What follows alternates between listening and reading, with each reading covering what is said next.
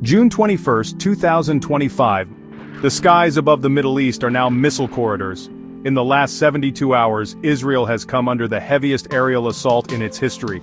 Over 300 Iranian ballistic missiles, drones, and cruise weapons have torn through the airspace, flattening homes, killing civilians, and overwhelming one of the most advanced air defense networks in the world. For over a decade, Israel had built what military planners call a multi-layered kill web to stop incoming threats, but this week the kill web bled. The Iron Dome, known for neutralizing short-range rockets from Gaza, was never meant to handle one-ton warheads or hypersonic payloads, yet it's working overtime. David's Sling, the next layer, intercepts cruise missiles and medium-range threats. Further up the ladder, Arrow 2 and Arrow 3 designed to knock out ballistic missiles at the edge of space. Arrow 3 is Israel's exo-atmospheric assassin, but even this billion-dollar dome can be saturated. And Iran's new tactic is to launch simultaneous salvos from multiple locations like Lebanon, Syria, Yemen, forcing Israel's defense systems to engage targets faster than they were built to. Iran's arsenal is no longer a mystery. Forget the old Shahab missiles, the latest batches have featured Kirshaken, satellite-guided, fin-stabilized, and built to slip past the Iron Door. Fatah, Iran's claimed hypersonic missile, it maneuvers mid-flight, making interception near impossible. Gad and Emad, precision-tuned medium-range ballistic missiles with a range of over 1,800 kilometers, and Khorramshahr 4, dubbed the nuclear mule capable of carrying warheads heavier than a small truck. Most of these are solid fuel, meaning they can launch quickly without a fueling window. This gives Israel just minutes to detect and destroy. Missiles hit Tel Aviv, Haifa, and even neighborhoods near the U.S. Embassy. The Iron Dome's 90% success rate sounds impressive until the 10% that breaks through, killing civilians and setting cities ablaze.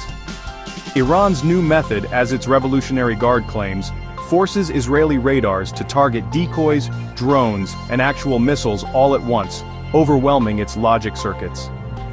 And while the Arrow 3 can intercept missiles in space, each unit costs millions and is rare, has limited stockpiles. In fact, a dozen ballistic missiles last month slipped past interceptors and struck near IDF bases unscathed. Behind Israel's survival is America's muscle. The THAAD system shipped into Israel after the October strikes is one of the few interceptors capable of hitting missiles at high altitudes. Its radar scans over 1,800 miles. But there's a problem, the US only makes a few dozen THAAD missiles each year. The USS K.L. Vincent now prowls the Arabian Sea with over 60 aircraft aboard, including the F-35S.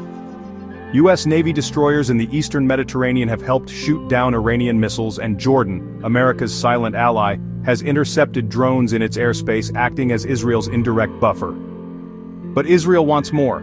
It needs bunker-busting bombs, the 30,000-pound GBU-57s that only America has.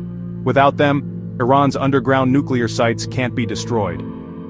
Iran fired over 200 missiles in the first couple of days, but since then, the rate has really slowed down. This is because Israeli strikes have destroyed Iran's launch pads, fuel depots, and, well, even some key commanders. The Institute for the Study of War says Iran had planned a 1,000 missile retaliation, but they've barely crossed 300. Precision Israeli raids have hammered sites in Tabriz, Natanz, and Tehran. Energy facilities, missile silos, and command bunkers are just gone. Iran's elite forces are in disarray, and honestly, its skies are open. But this isn't over. Iran still has heavy payload cruise missiles it hasn't used so far. Israel still hasn't touched certain nuclear bunkers, and the United States hasn't yet greenlit the finishing strike.